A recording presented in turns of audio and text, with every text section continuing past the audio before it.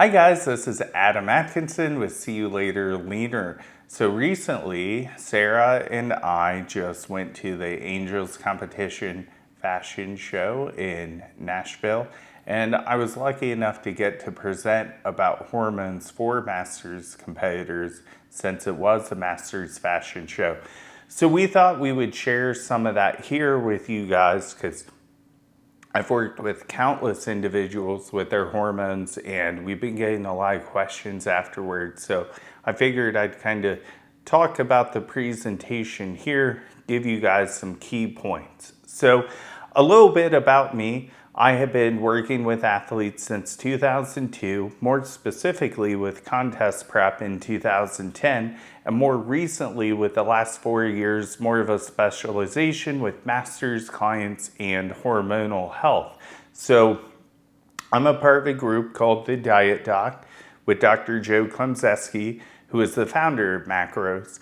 I am not a doctor, however, we do have a medical director on our staff. So we will be talking about a few things that are more medical here, but I want to be the bridge that kind of keeps you connected with your doctor and helps you make some of the right decisions as you go through this journey. So a few of my achievements as a coach, I've coached 2 people to the Olympia, one of which was actually a Masters competitor who qualified for the Open Olympia in Wellness. So one in Bikini, one in Wellness.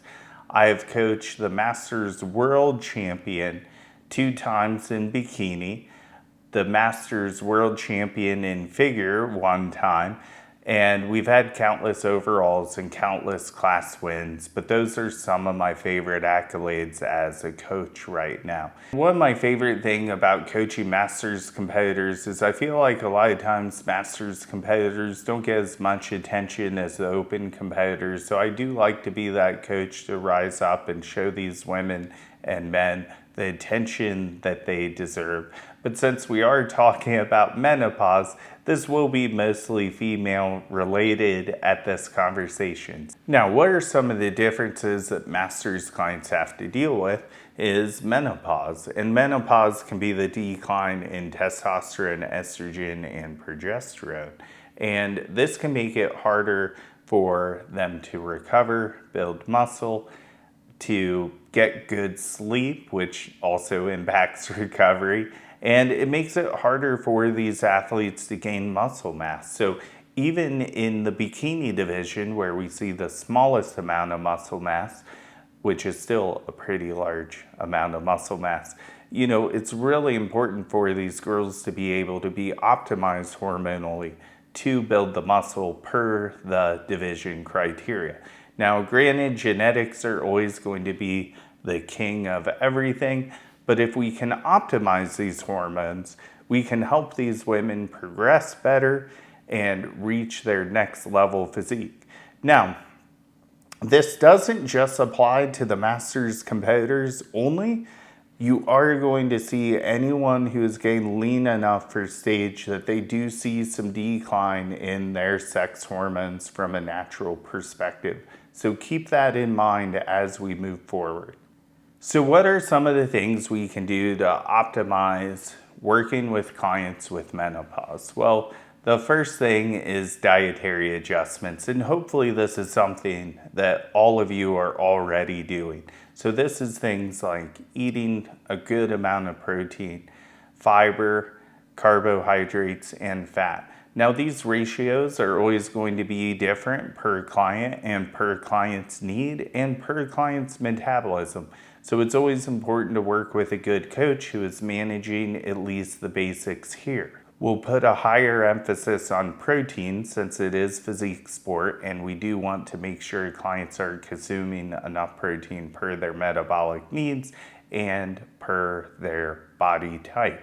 The next thing that we're going to focus on is another basic thing that hopefully you all are doing, which is focusing on your exercise and training and the quality of that per your goals.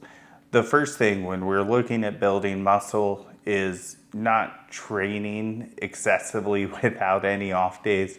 Masters competitors that are lower in hormones might actually need more recovery. So I see a lot of times with these older athletes, 4 days a week tends to be enough for a lot of them most of the time. I used to train my athletes a lot more, but I have found a lot more success with pulling back the volumes for these clients so they can recover. And remember that you are growing when you recover. So that's a really important piece of this journey. Second, we want to be training for good bone density. And that's where recovery also comes into play. If you're not recovering, your bone density can be at risk. So we want to make sure with masters clients that we're not putting their joints or their bones at risk. So oftentimes we're using slower, more controlled movements that don't put the joints at risk. Also with cardio, we tend to do more low impact cardio.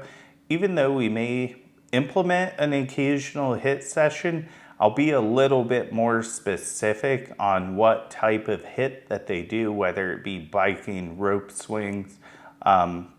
If they're okay with sprinting, I'm open to that, but you really want to assess it per client like always. But I do find that my masters sometimes might have more limitations to the types of cardio that they can do versus my open competitors. The next thing that's going to be very important is sleep and recovery. If you're not sleeping, you're not recovering. And one of the big issues I see with my masters competitors is when they are going through menopause, they'll get the dreaded hot flashes, which impact their sleep, which impacts their recovery. So these are things that you really want to watch and regulate a little bit more. These are all very important things for every client, but I couldn't stress these bullet points more for a masters competitor. Now, I've worked with plenty of masters competitors, and we see a pretty wide gap between who's affected hormonally more so than others and how soon somebody goes into menopause. I've seen people go in menopause as early as 45, and I've seen people in their 50s, still going pretty strong. So it is going to be very individual per person. And one of the best things that a client can do is, and I stress it all the time with all of my clients, is get their blood work done.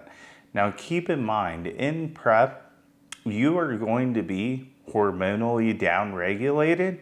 So even though you show menopausal blood work numbers, it doesn't necessarily mean that you have hit full menopause yet. You may actually just need to go through a recovery phase and actually see where your hormones end up at the end of that phase. And if you're still pretty suppressed, you may be ready for our next step that we're going to talk about here. If your blood work is still bad and you've gone through a recovery phase, you may be a great client for HRT or TRT. So keep in mind one thing before we move forward. The NPC and IFBB have just permitted more natural competitions to be released in the years of 2024 and 2025. These will be very strictly drug-tested events, and if you decide to go into the TRT and HRT realm, you're going to be banned from these competitions. So it's a very important decision. If you want to compete naturally, I would advise that you not move forward with HRT. So what is HRT and what is TRT? Well, TRT tends to be only testosterone replacement therapy. HRT is hormone replacement therapy, so it's going to cover a more broad spectrum than just testosterone only. But you may need testosterone only. So these are a few things to consider. More the reason to get labs to see what you need. So first I will say there's a couple different types of administration of these medications. So the first one would be pellets, which I advise many people to stay away from. The pellets are expensive. They're not as stable in terms of how much testosterone, estrogen, progesterone that they're releasing. Most of the time they are testosterone pellets.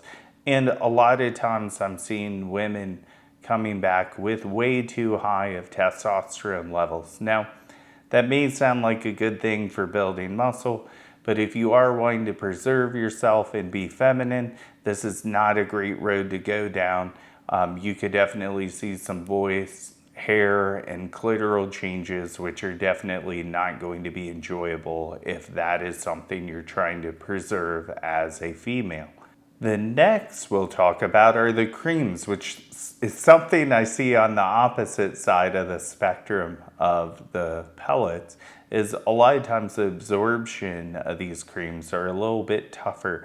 I've had clients who've done them successfully, but usually over time they transition off of the creams and go into the next piece that we're going to talk about are the injections and pills. The next thing that we'll talk about are injections and oral medications. Now, there's kind of some pros and cons to both. So the one thing that you have to keep in mind is that testosterone injections are going to be more stable. You're going to be able to get more steady blood levels. The only downside is the inconvenience of the injection. With things like oral testosterone specifically, if it is a methyl testosterone, it can be hard on the liver. But also, if you're just taking another form like a Troche or something like that, the bioavailability just isn't going to be as great as if you're taking an injectable testosterone. Now, you can also get oral versions of estrogen and progesterone as well, and these tend to be a little bit more stable than the testosterone counterparts. So these are very commonly prescribed orally or injectably for masters competitors. All right, let's go ahead and talk about some of the nuances with HRT and TRT. So one of the things you want to do is once you start taking your form of TRT or HRT, you do want to make sure that you're following up and getting repeat labs. So this is really important to make sure that the medications are being absorbed well and that you're falling in the proper ranges for you, which are going to vary per age, but you'll be able to see a lot of great chart references out there on where you should be. And I talk about this a lot on some of my YouTube and some of my Zoom calls that I do with my clients daily. Another thing you want to consider is digestive health. When we're looking at estrogen, one of the ways that we get rid of estrogen is through digestion. So we actually excrete extra estradiol through the stool. And if our digestion is backed up, we'll actually reabsorb that estrogen, and then we start getting high levels. Where this may not seem like a problem, it actually is, because overabundance of estrogen actually can cause certain types of cancer. So you can actually look at your body's detox process through something called a Dutch test. And this is an extra step that I like to take with my clients to make sure that they're detoxing those pathways well and minimizing the risk while they're on HRT. And this is another reason you guys should be seeing a healthcare provider during your contest prep and having a coach who encourages the work with a doctor. You want to make sure you're getting the proper tests and scans per your family's genetics. And you may not know your family's genetic history if you're adopted or something like that, but your doctor will tell you when to get colonoscopies. They'll be doing breast checks. They'll be doing things that make sure that we keep you healthy as a continuing athlete. And this is the most important part. Ideally, you got into the sport initially because of your health, and then you got the drive to win a little bit more, and then you start saying, you know, maybe I'll do this or maybe I'll do that. But at the end of the day, this should always be about your health, which will bring me to our next topic, which is going to be enhancements. So when you're on HRT, can you use enhancements or should you? And you can definitely use enhancements with using TRT. You want to look at your levels to see how close to the normal range you are. Maybe you're a little bit over that. You may want to be careful with the standard recommendation for certain compounds. So you basically have to think of what you're adding in as a stack at that point.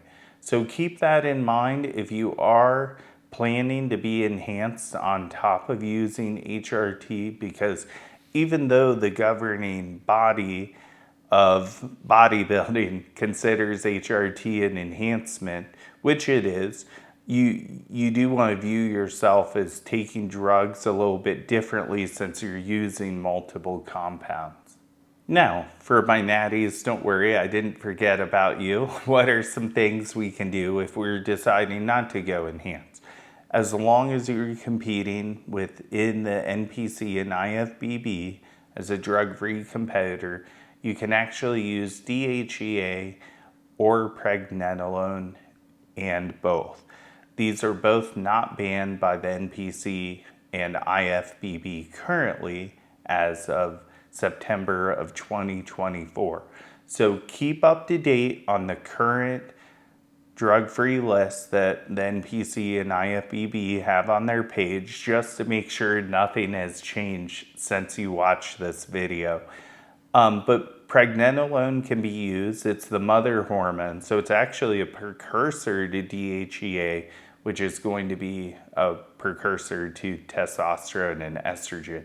And one of the nice things about pregnenolone is it actually increases progesterone as well. So you're actually going to get the impact of all of your hormones by using pregnenolone alone. So keep that in mind when you're making your decision on what to use to help optimize your hormones.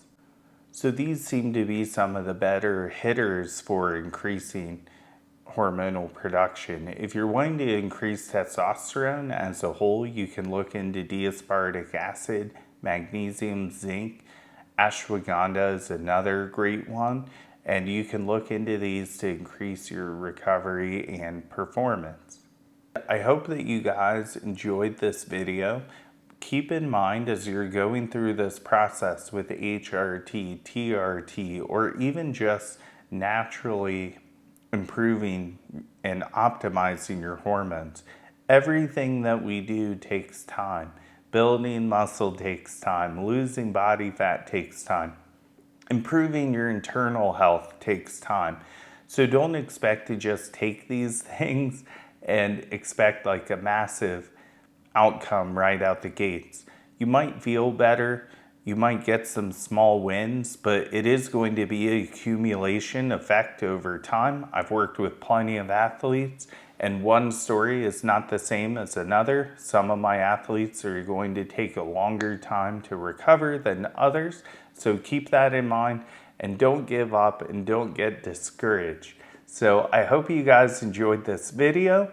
If you have any questions, go ahead and follow me on Instagram. My name is SeeYouLaterLeaner. Shoot me a DM and I'll get back to you.